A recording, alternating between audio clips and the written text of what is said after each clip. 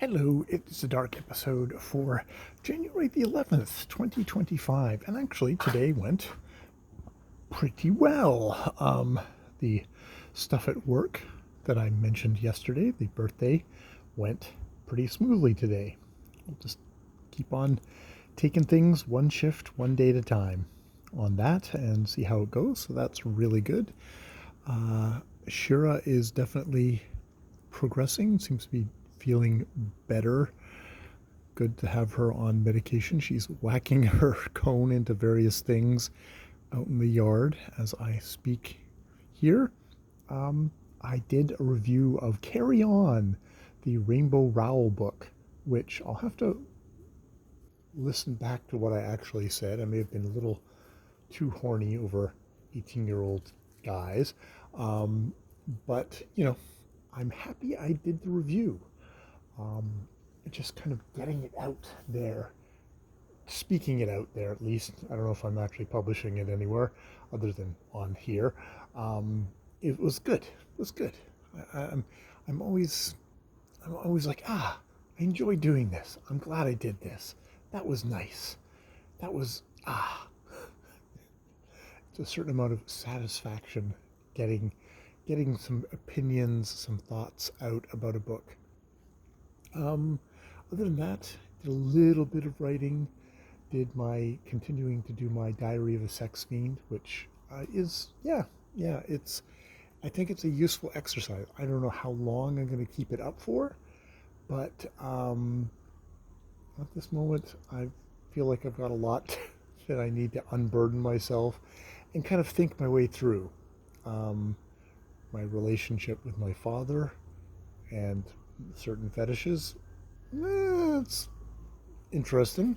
I guess we can all have daddy issues, whether we're male or female. Oh boy.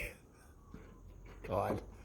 I'm much more queer in my inner life than I am in my outer life. I think in my outer life I present as most boring straight dude alive, but inner ways I'm fairly I would classify myself as somewhere along the queer spectrum. All right. Well, okay. Shira's doing a little bit more stuff, but I'm not going to narrate that. I'm going to head off to bed reading When the Clock Broke, which is sort of a history of the 1990s and the big losers at the time in the American political scene. And wow, going back over this, seeing all these dudes, or not these dudes in particular, but the general movement and impulse was going to come back and win now. It's like fucking Trumpists, right-wing nationalists, racists, all that sort of stuff. It's like, it's really, really well shown in this book. And Gantz is a very engaging writer, one who's equally, kind of comfortable philosophizing and swearing and just, really getting into, reflecting what he's writing. Some really bizarre stuff with, Ross Perot, Rush Limbaugh.